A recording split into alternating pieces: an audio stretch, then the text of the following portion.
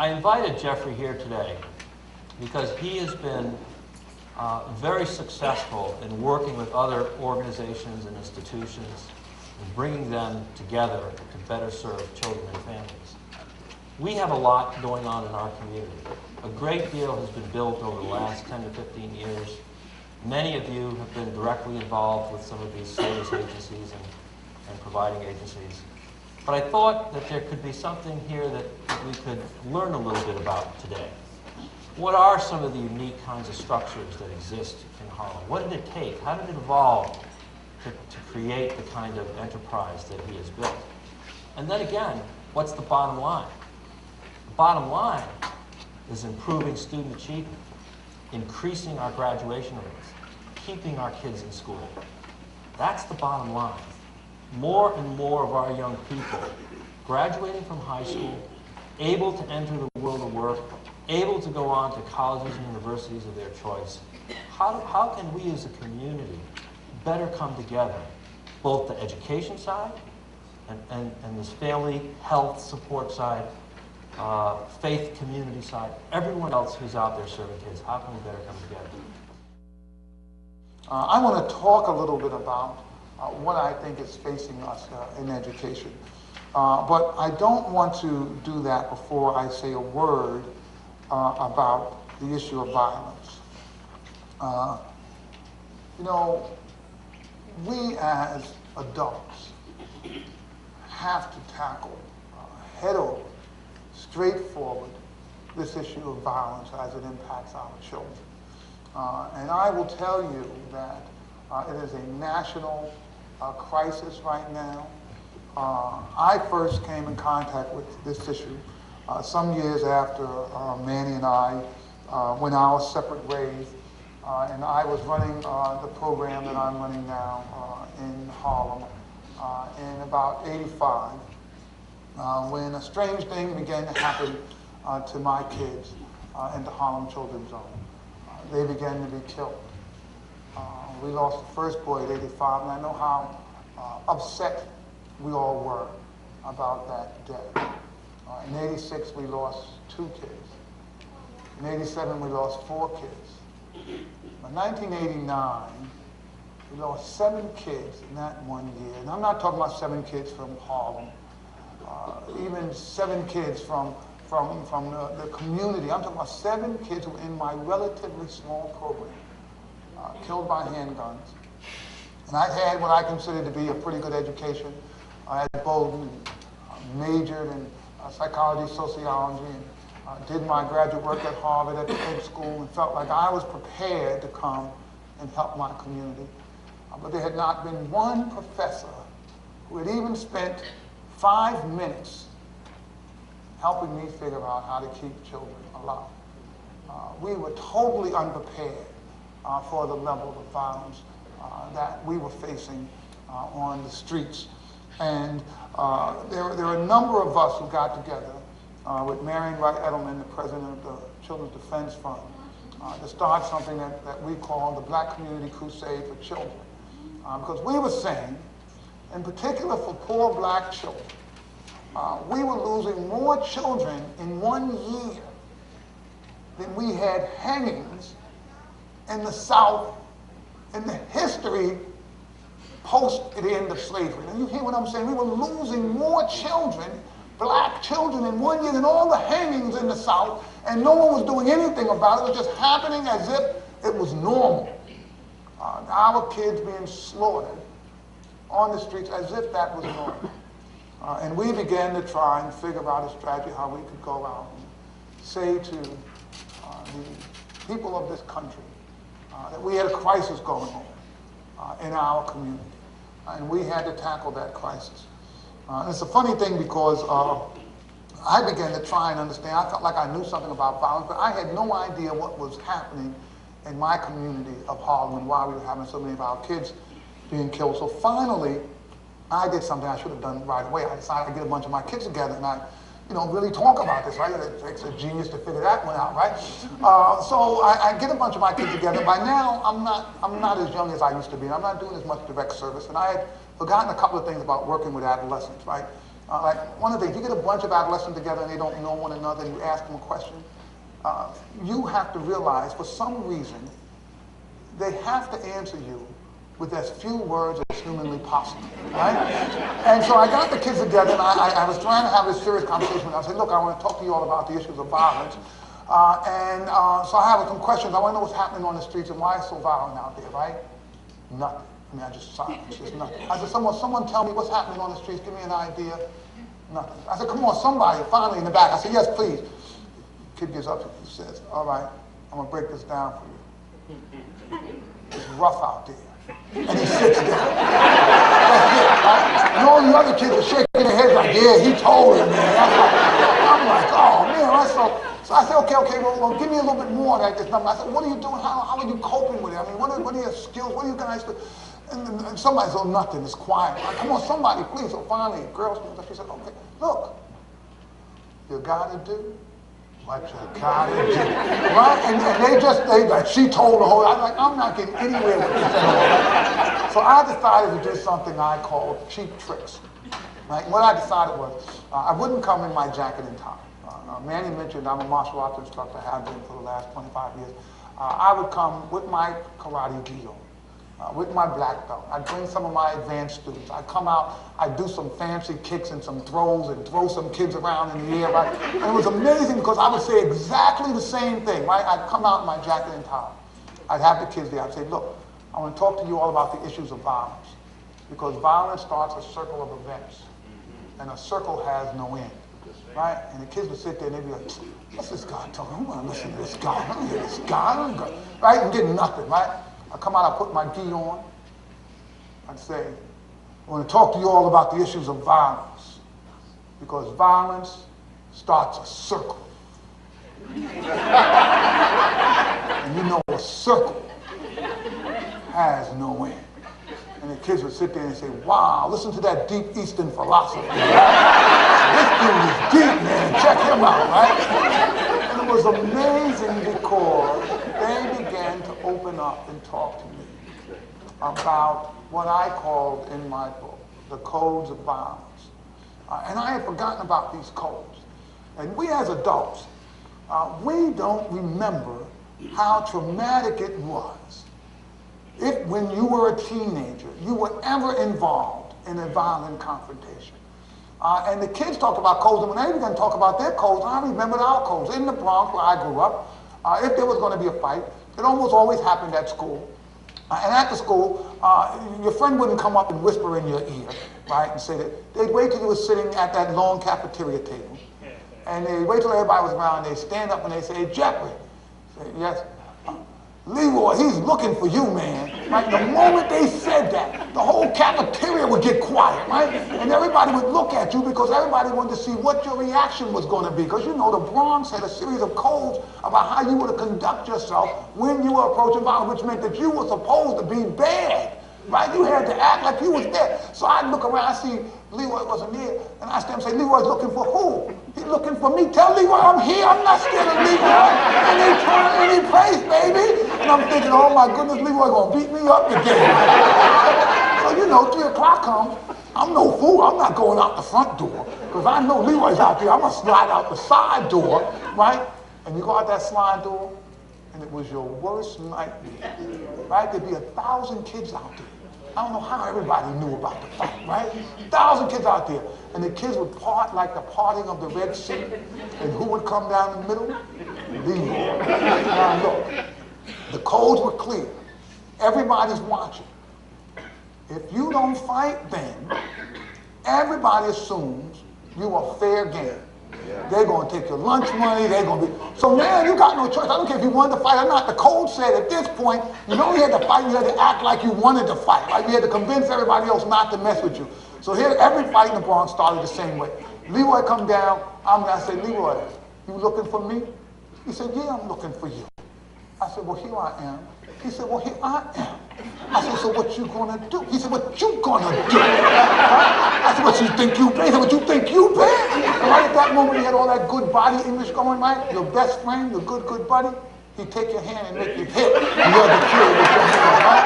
The hit friend would be like, here, you hit him back, right? And then we'd go and have a few pushes, and then we would have what we used to call a fair one. Right, it's a fair one.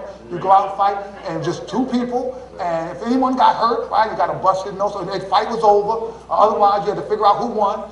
Yeah, how I did, fellas. Nah, Jeff, we lost that fight. We gonna whoop you, man, right? But you know what? After that, it was over. It was over. 2 years later, you would leave all your friends. I said, remember we were in the 9th grade, we had that fight? What were we fighting about? You don't even remember, right? When I talk to my kids about a code of conduct, they talk to me about a code that says, if two kids got into a physical altercation, it was perfectly acceptable for one of the kids to get a handgun and come back and shoot the other kid. Two kids got into a verbal altercation, perfectly acceptable. Kid to get a handgun, shoot the other kid. You could be in some communities. A kid looked at a kid wrong, perfectly acceptable. Kid get a handgun, shoot the other kid. When I say perfectly acceptable, what do I mean? I mean, you just say, look, what happened to Raheem? I heard he got shot. Oh, man, Raheem, he was walking, homeboy was walking by. Raheem looked at him like he was all that. You know how that goes. I don't know how that goes. How did we get there? How did we get there? How did we allow our kids to think that that's an appropriate response for this minor inconvenience? When I talk to children about this issue, the most disturbing thing they tell me is that adults don't take responsibility for keeping them safe. So they are forced to figure it out themselves. And so much of, I think, what we do in educating children has to start with creating a violence-free environment for kids. Anyone who doesn't understand why, I will simply tell you this. An experiment I do, a lot of folk don't work with kids a lot. If you go to your job one day and there's a new person at the job, and one of your colleagues pulls you over and says, you're not going to believe this. See that guy over there? Yeah. He came in and punched James in the mouth, busted his mouth up. Why? I don't know. I said, well, what happened? Nothing. And then the guy sees you and says, you looking for me? He says, after work today, because I'm going to kick your ass. Now, I don't think you're going to go get on a word processor and just have a regular work day. I just have a feeling in your mind you're going to want some kind of safety, some kind of protection. You wouldn't want somebody to say, look, you guys shake hands and be friends. Right? I mean, that's not going to work for you. First of all, you have evidence that this person's already done that to somebody.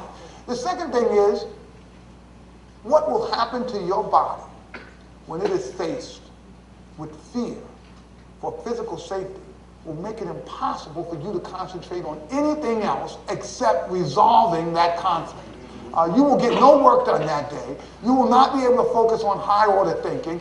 You will be thinking every moment, how can I make sure I get home safe and get back, and what am I going to do to resolve this?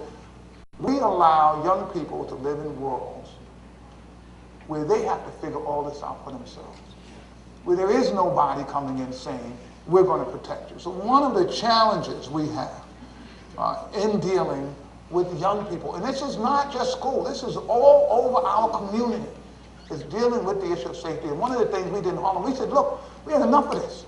We had enough of this.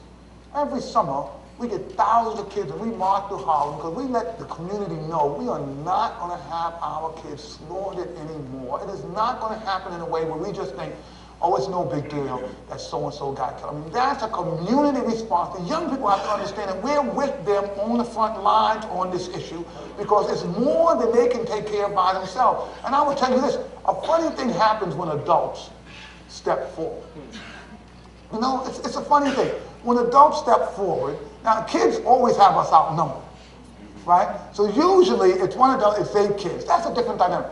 When those odds change, when suddenly young people realize that adults are there by the scores, they step back. They realize the adults are here. The people with power are here.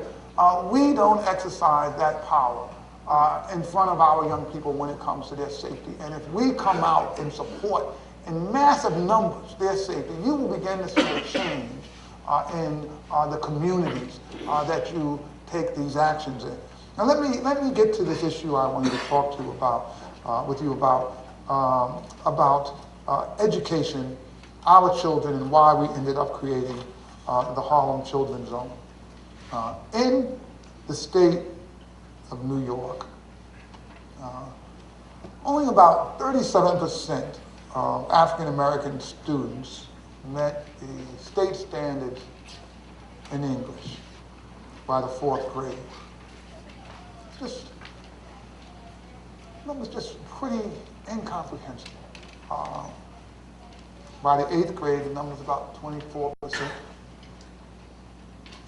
When you look at the math standards for the state by 8th grade, the last numbers I had, about 12%.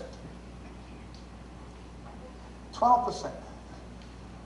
What does that mean? Let me tell you what that means. In this country, right now, 28% of African American men will spend some portion of their life in jail or prison. Right now, 12% of African American men are in jail. I dare you to find a place in the world that has locked up that many of its citizens. I mean, I just tell them, name a place. 12% of African Americans right now today are in jail. Community Service Society did a report on unemployment of African Americans in New York. Found that 50% African American men between 16 and 64 unemployed. You see where I'm going with this? Kids get no education. Where do they end up going? Into jails and prisons. Those who aren't in jail can't find work. What are you to do? I spent my whole life, as did Dr. Rivera, trying to figure out how we can make sure these poor kids get an education. I mean, when you look at those kind of numbers, you have to say, no matter what we did, it is not good enough. I don't care how good I was. If that's the end result of all of the years I've spent tackling this issue, I failed. And there's no getting around that. These are just the numbers. As we used to say, the numbers, they are what they are. No reason fooling around trying to pretend there's something. It is a miserable failure. It is destroying parts of our country. I will tell you, it's not a New York issue. It's not a Rochester. It's not a Harlem issue. It's not Detroit where I've been. It's not out in Camden where I've been. It's not out in Hartford where I've been. It's not in LA where I've been. I mean, this thing is going all across the nation, and you're sitting there saying, how could it be all over America is exactly the same thing? Now, how could that be? Whose fault is that? Why? Part of what I've seen is a breakdown in the socializing forces between home, school, and community. You see, if you end up with a different set of values in each one of those places, different set of values at home than there are at school, than there are in a community, you're going to end up with this misalignment. And the worse that misalignment is, the more damaging it's going to be on children who have no protection, meaning their parents don't have money or resources to buy them out of the issues they're going to end up facing. And if we're going to change that, we've got to do something different that realigns these values. And for us in New York, for the Harlem Children's Zone, we think that we have to create a new vision of what it means to educate children. It has 5 components. And I'm going to say something about each one of these. The first is that it begins early. The second is that it has parents as partners.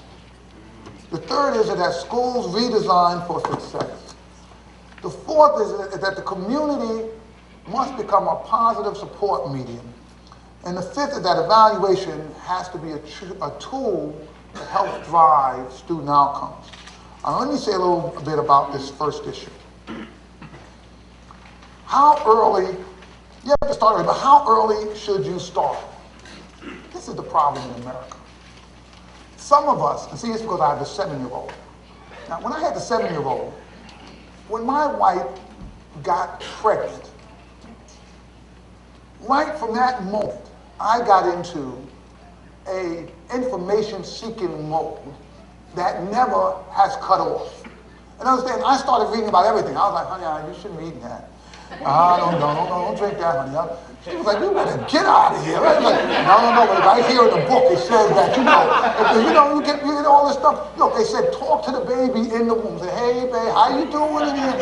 I was driving my wife nuts, right? And singing, I'm doing all this stuff. I mean, before the baby was even out, I was so into this child trying to give my kid an advantage. When that baby came out the womb, we had everything. There were books lined up. I had a computer board. We had all the educational toys the kid could want. We were doing everything to give our child an advantage. And if you don't think that stuff matters, you are sadly mistaken. I mean, there are a group of people who know this. You can't bring that little girl, that little boy to kindergarten and say, educate my child. It is way over by then. I mean, you are so far behind this curve. This thing starts from birth. And we know that. We know that. Our families don't know that. They don't understand that's when this thing begins. They understand what they have to do with children. So here we got all of this literature on 0 to 3. It's millions of things written about it. And when we looked at Harlem, and we said, we've got all this information about 0 to 3, who's giving our parents in Harlem this information in a way they can use? You know what we found? We found no one, not one provider. There was not one place a parent in Harlem could go to get all, we know what to do, 0 to 3, but no one was translating it for parents in a way that they could use it. So here we have, right from the start, our kids are behind. Barely before they even come out the womb, they're behind. And no one's talking to parents about what they should be doing. So we created baby college for parents. We created a place where our parents could go to get this information. This thing starts from birth. So we have to start from birth. You see, the problem is, in some communities, we know where the problems are, right? So it's been a while since I've been in Rochester, but let me tell you how you'll know if your community is one of these that needs this. If you go to the jails and prisons and you say, what's the zip code? Where are all these young men coming from? They give you that zip code. And then you go to the substance abuse treatment places and you say, where are they coming from? They say here. And you say zip code.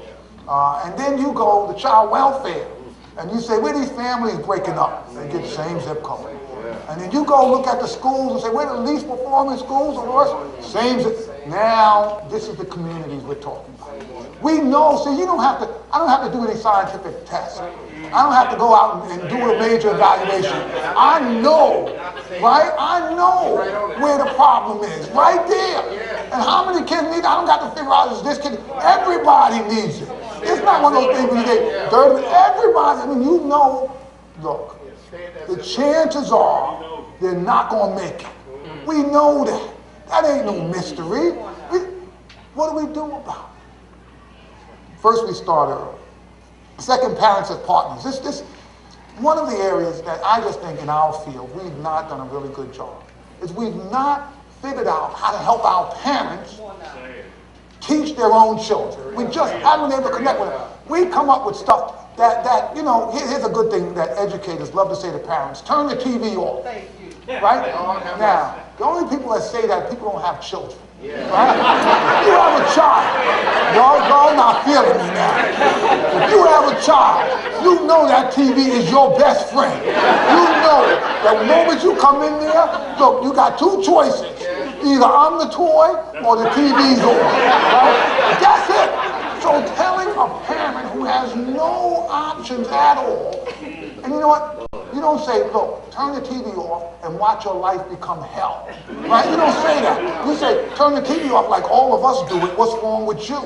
Right? So then that parents think, well, how come if I turn my TV off, my kids go to war? Right? Look, we got to give parents strategies that really help them. We can't be way up here, talking down, you all ought to do this, you all ought, like it's easy, right? Like that's something our parents say, oh, I can do that right now. They need to know this is hard. This is going to be the hardest thing you've ever done, right? You don't turn it off. Say, look at how much time they're watching. Let's try and cut that down by 15%, right? We can work with that, right? I'm not going to say change your whole, let's try and cut that down 15%, and then we're going to try and cut it down a little bit more. We're going to try and cut it down so that people get used to doing something that they get some success at. You got to set up a place to study for your child. It's an easy thing to say that you've been in the house, that you know what they're dealing with. So if you haven't been in some of these houses, you understand. See, because I've grown up without some heat for many years in my life. I understand. You sitting there shivering in a little cold spot. You know what I'm saying? It's going to be hard to get a little study space in the cold. You got to understand what people are going through if we're going to help parents. And we have, as a field, we've not taken this area seriously. Right? We just haven't thought that there's not a place to go when you say, where are the best techniques to working with parents so I can then transfer those to my project. And that's one of the things. We've got to enlist these parents. And the first thing we got to do is we got to let them know that we're with them and we care and we understand what they're going through. Because I tell people, children really only have one job. It's to wear you down. That's the only job. And they do it 7 days a week. And they're good at it. So, you know, you go picking on these parents, you're saying, like, why you don't even have any money? You bought that boy those $150 sneakers, you on welfare. How you did that? Cause that kid is doing their job. They are 7 days a week. They are constantly up. And you know what happens after a while? They just start wearing you down. It's not like you have to say over and over again, how many times I have to tell you? It's not because they have bad short-term memory. They're just doing their job, wearing you down. But parents need to know that that's just part of the deal. See, when I get all my parents together, I say, if y'all like me, my kids say I'm the only one in the whole universe make them come upstairs right at a reasonable hour. And all the parents start laughing, go, well, every child says that. If you've got partners, if you've got a support, if you've got somebody else, because you know, it's like tag team. After a while, as soon as I walk in the house, my wife says, you got him. I don't want to hear about your job. Don't tell me nothing. You got him now. Right? I'm talking real. You understand? Now, if you got nobody to hand that person off to, what do you do? What do you do? You get no vacations, no chance to get away. You just there. You got 3 kids. They're on you after a while, you know, look, just go ahead. Just don't bother me, right? And you try and survive. And so we've got to come out and really help these parents become our allies. Let me say this third thing. Schools redesigned for success. This is, to me, one of the issues that I think that educators have hidden this issue from the public. If you know that you have failing school, I mean, it's failing, not some of the kids, but most of the kids are failing, and they're significantly failing. There's no way that I know you're going to catch those kids up unless you extend that school day, extend that school year.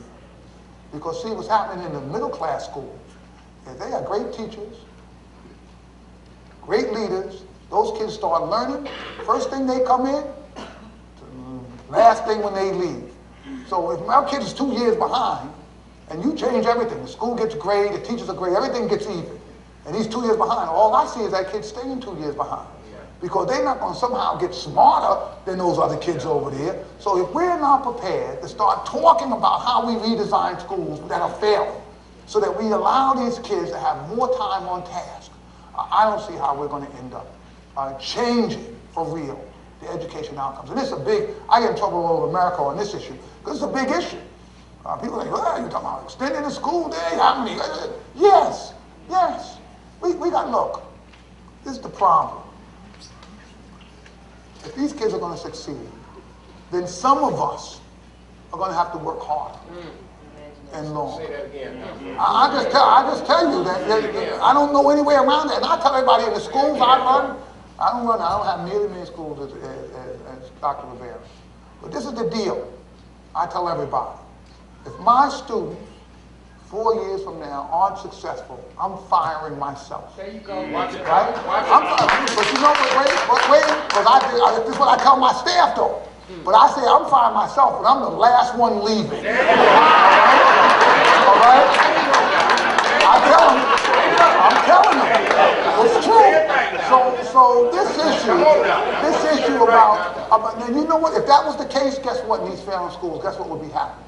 Everybody be like, Tommy ain't doing so good.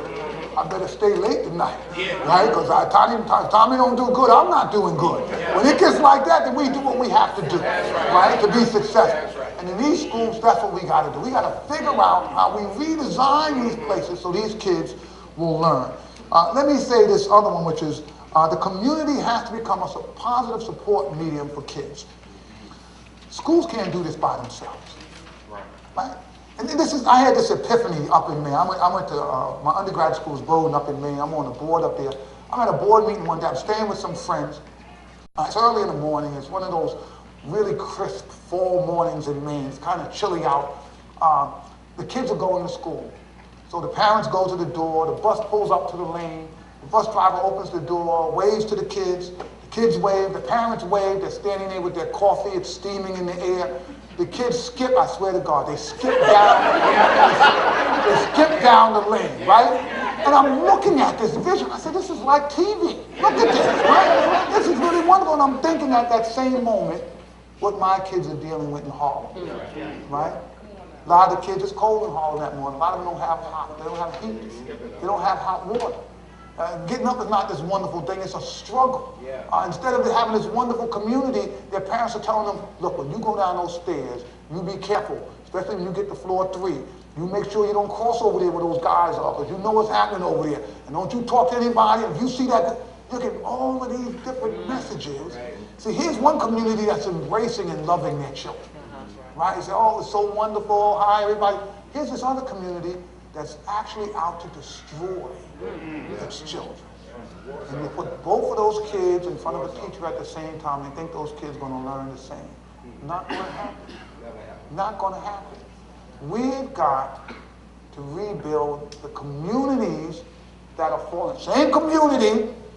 Now, this is tough work, but I'm going to tell you this.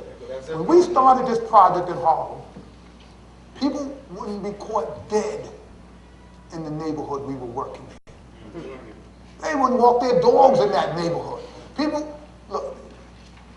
People told me, Jeff, look, I'd love to help you, but you know, it's out of control. What are you going to do there? You know, you think Harlem, you think the drugs, the crime, the violence, what are you going to do there? I got to put my money somewhere where I got a chance to do something successful. People will give up. Certain communities, people just don't think it's possible. You come there now, you couldn't afford to live there. I'm telling you the truth. You can't afford to live there now. That's the downside. Right? I'm going to tell you all this. Buy the property now. I'm going to tell you.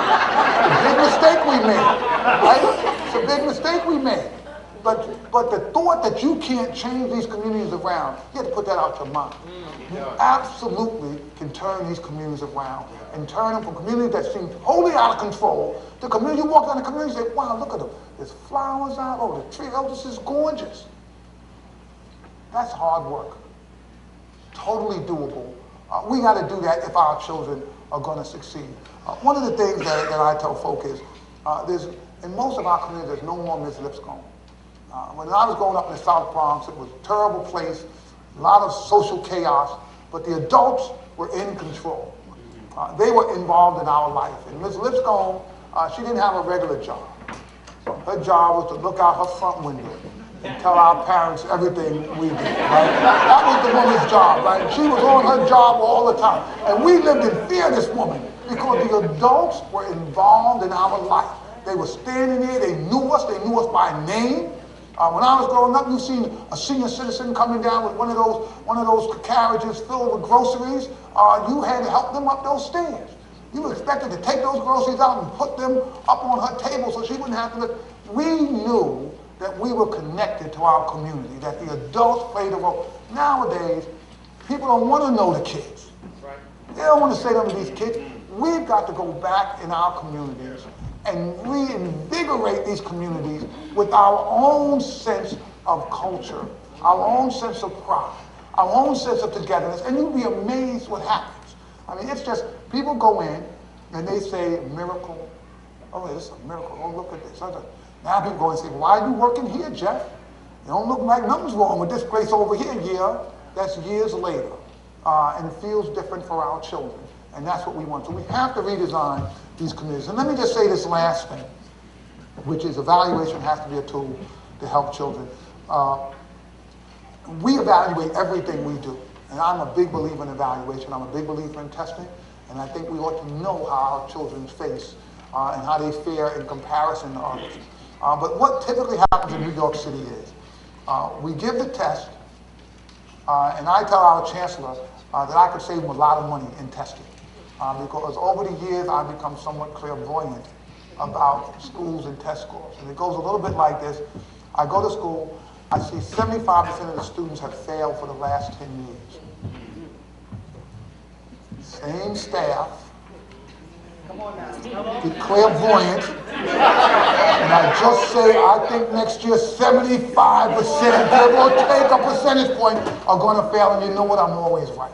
Right? So we're spending all of this money, all of this energy, right, doing basically nothing. It's not as if the teachers take the test from last year, look at the test and say, based on this, I'm going to do this thing with Raheem. Because I can tell from this test, Raheem needs help here. They don't even look at the test. They don't even look at it. They just, everybody says, oh, they failed. They put the thing in the drawer. Everything gets filed and say, we'll test them again next year. Testing for us, evaluation, ought to help us as adults figure out what we should be doing to help children based on their strengths and weaknesses. That's how they drew it up when I was in school, but no one does that anymore. Evaluation is important. We ought to evaluate everything we do, but this evaluation has to be to help drive student outcomes, meaning that we use it to say we're going to do this or we're going to do that for our children. So what do we do with this? We decided that we were going to draw a line, and we just drew a vertical line. We said, well, we can't save all of Harlem. It's too big for my organization. We can certainly save a portion of it.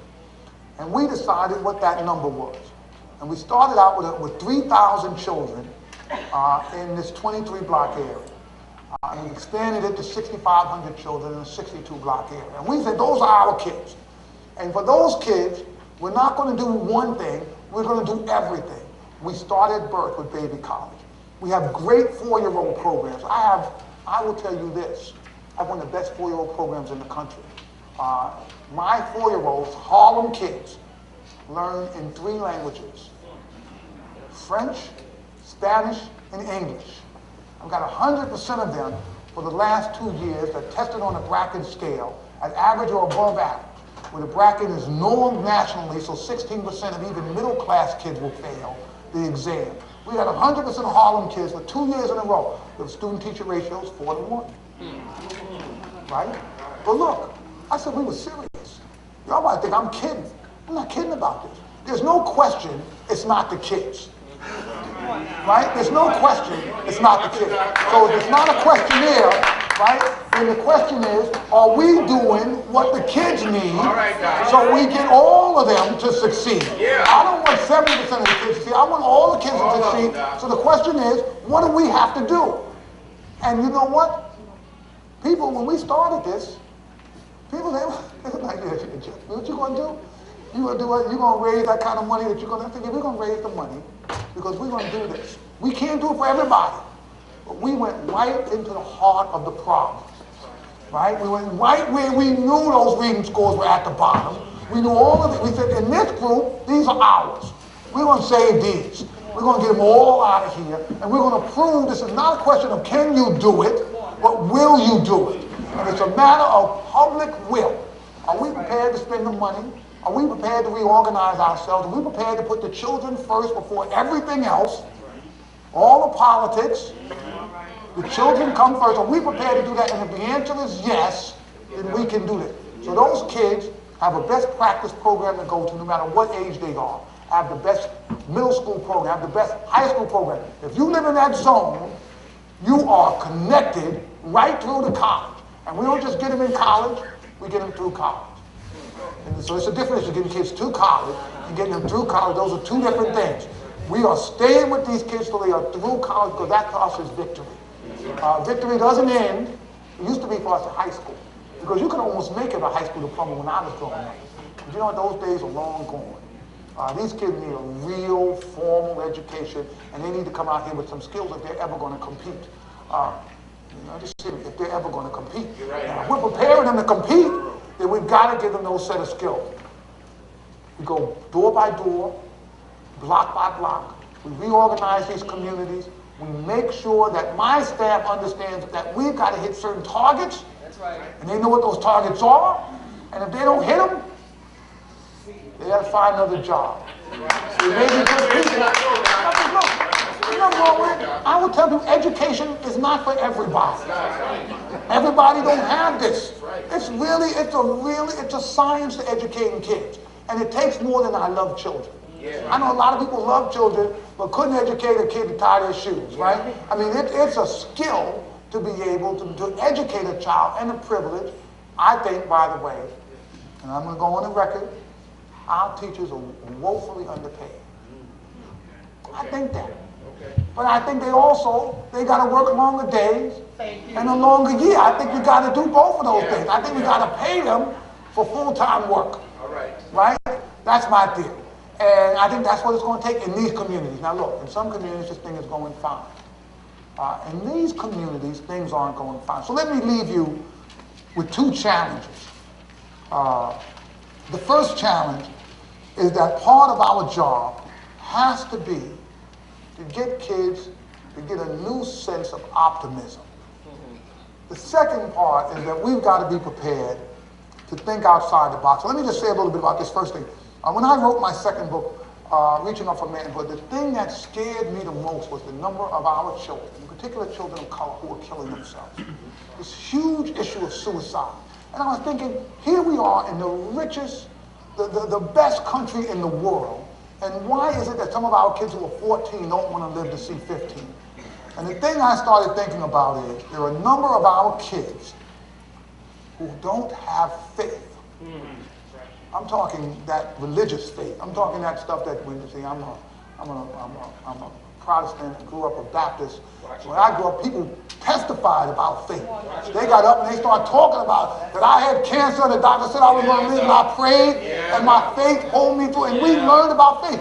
And faith is a funny thing because you've got to have it before you need it. That's right now. You can't suddenly get to a bad place in life and say, oh, I'm going to get my faith thing together. Things are looking bad, right? It's too late then. So, but with their kids, I will tell you, there are a lot of kids, they don't go with anything that we would consider to be an institution of faith. Their parents have decided they didn't have to go. So when they hit these bad patches, they give up. That's right. They say, my life is terrible and I don't want to live anymore and it's never going to get any better.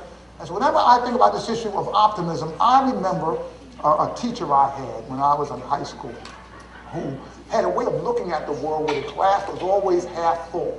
He's one of these kind of people, you might run into somebody like that. No matter what problem we brought him, he would always tell us why it wasn't as bad as we thought. We said, oh, Mr. Bunny. He said, no, let me tell you why it's not so bad. And then Coach Fusco. Coach Fusco used to drive us up the wall. We used to make up problems just to see what he would say, right? So my junior year, he was a football coach, Coach Fusco. My junior year, I was quarterback.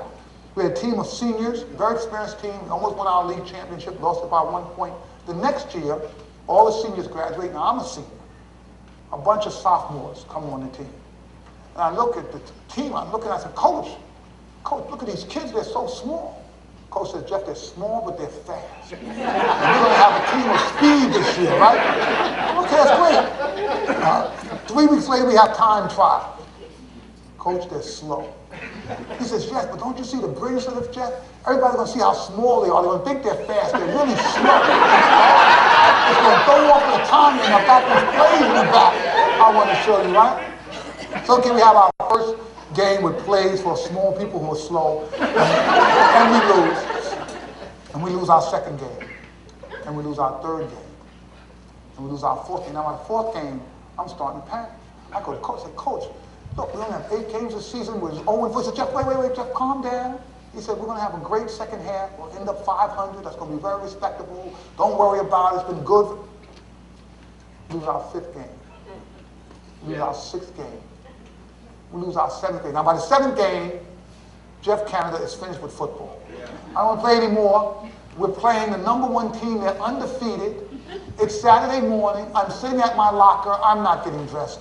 I've had enough. Coach Fusco comes in. He looks at me. He says, Jeff, I can't believe this. You're going to quit? You're going to quit now that we've got him just where we want him? He said, I didn't want to tell you this, Jeff. He says, but our whole season was building for this moment. This is about leadership. And you're going to end up being a leader. And they're going to ask, why do we have a great school? Because Jeff led us to victory when everybody else had given up on us. This is when a person gets up and they keep fighting, they lead their team to victory. People are going to be talking about this for the next 10 years because they have a great school, because our school never quits, because Jeff Cannon didn't quit. Do you think Martin Luther King would have quit? No. He didn't tell me he said, Jeff, you have to believe you can win and you will win. He said, say it. I said, Coach, we can win. Coach, we can win. We lost. I know you can do it, Jeff. I know you can do it now. So game is over. I'm looking at Coach Fusco. I said, Coach, what do you have to say now? Coach looks at me. He says, Jeff, basketball season starts next week. We're going to have a great team. This guy just wouldn't quit. But you know what he got to us? He got to us as young people. We would find ourselves in these situations, and we'd sit there and say, I wonder what Coach Fusco would say, right? We would laugh. But there's something about adults being with you through the tough times. Standing there saying all those corny things. Oh, I know this is bad, but it's going to build character. And you're sitting there saying, I wish we were getting character built instead of me, right? But you know what? It teaches you in life that life is not a straight up nor a straight down. And you have someone to guide you through those ups and downs, and you begin to learn about part of our job. It's not just to do all the education stuff, but it's to bring a sense of optimism and hope back to these kids. When you've been beaten down, and it's not only you've been told you can't do it, but you have evidence. You've got years of evidence that you can. Don't tell me I'm smart. I didn't see my report card. Getting those kids to believe again, getting them to see life again is worthwhile. They don't want to take those risks. They can just say, I don't care, I got nothing to lose. You got something to lose. That's part of our job, and you know what? There are not a lot of us who really recognize how important that is. Now let me just say the second thing, and I'm going to stop, which is, it's not just about optimism. It's also about coming up with a series of strategies that are sometimes creative beyond belief. When we want to get our parents, now I don't want the parents who raise their hands and say, yes, help my kid. I want those parents, when you go to the door and say, I have a great program, they slam the door. I can't be bothered. I want to get that parent in my program. Because if I don't save that parent, then I can't save my community if I can't get that kid. That's right. That takes thinking outside the box. I like to close my talks with poems that I write to advocates and people who care for children. And this poem I'm going to dedicate to this group. It's called Take a Stand. And I dare say if you all in Rochester are going to save all of your children, then some of you are going to have to take a stand for children. Maybe before we didn't know that Corey is afraid to go to school, the store, to roller skate. He cries a lot for a boy of 8. But now we know each day it's true that other girls and boys cry too. They cry for us to lend a hand. Time for us to take a stand. And little Maria's window screens keeps out flies and other things. But she knows to duck her head when she prays each night for bed. Because in the window come some things that shatter little children's dreams. For some, the hourglass is out of sand. Time for us to take a stand.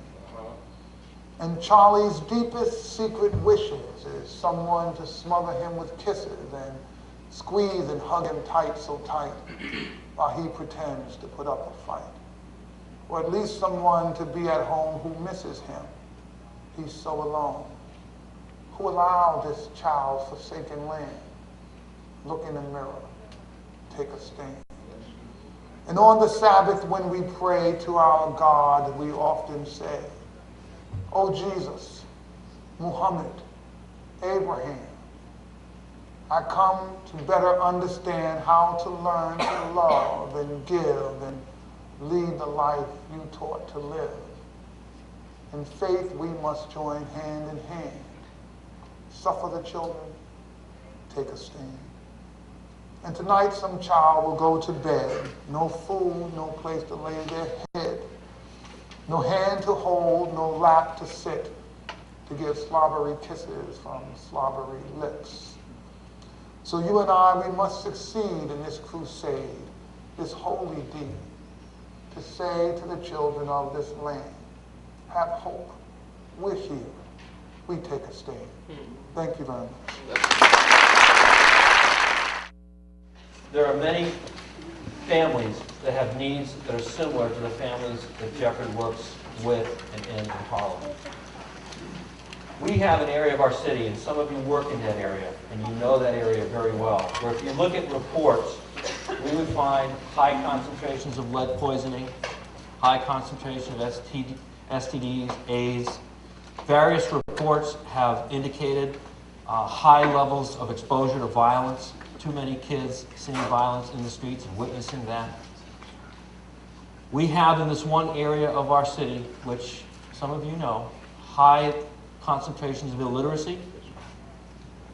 As we look at our schools, too many different, or I should say higher levels of mobility.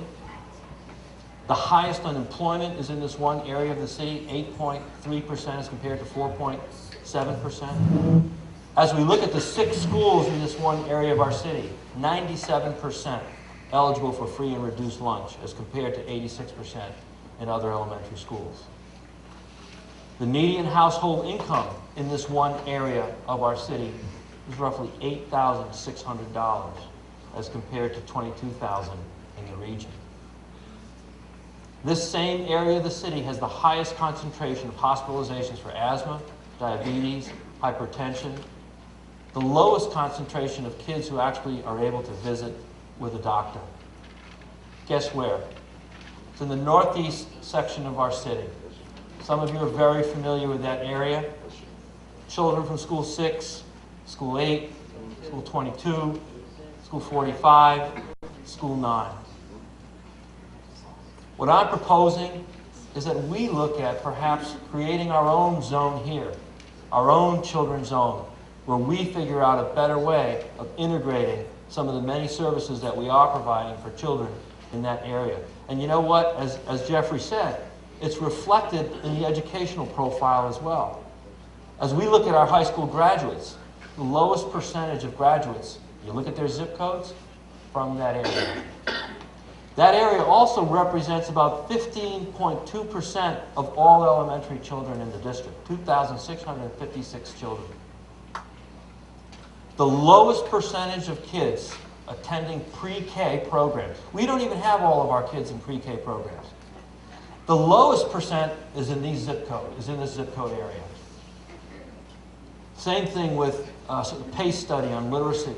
Children not read to regularly, or tracking visits to a library. And if we look at performance in school, the average English language arts assessment, grade 4, for children in those 6 schools is 28.1%. The district without those schools is 45% in terms of students meeting standards. Now that's not to take away from some of the terrific progress that's been made over the last couple of years, because we're working to do the right thing. We're working to organize differently. We're working to make better use of time. We're beginning to see those incremental results, but we got a long way to go. It's not where we need it to be. In math, we're doing a little better, but look at that, a 23-point difference between children from those 6 schools versus the rest of the district.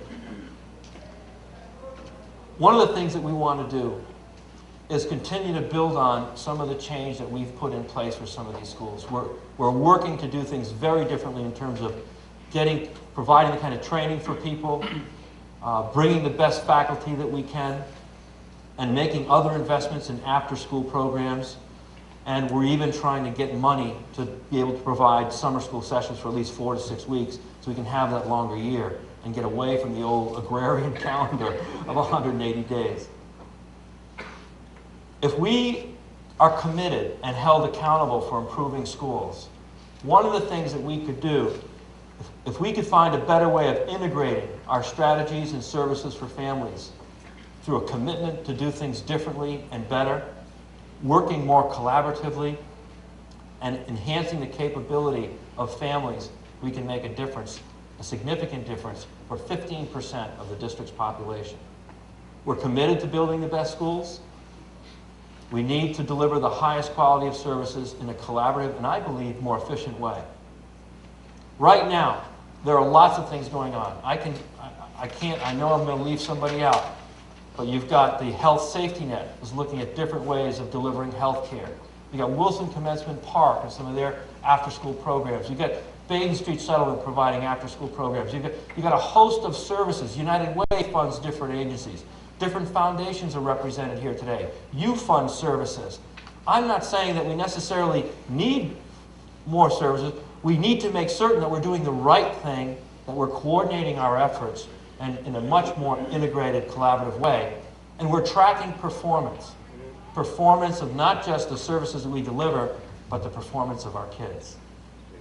So my vision is one of, wouldn't it be terrific if we kept children here and figured out how, as a community, we can work together and create the kinds of structures that we need so that from the time a baby's born, or maybe even in the womb, we have better ways of supporting and helping parents. That when children, by the time they're 3 or 4, there are programs that they can go into, high-quality programs, that they've seen a doctor, they've seen a dentist, they've gotten the kind of health care that they need. They've gotten the support from the faith community. The vision is here, and we have a common information system, a common database where we can share information and hold each other equally accountable. That's my vision.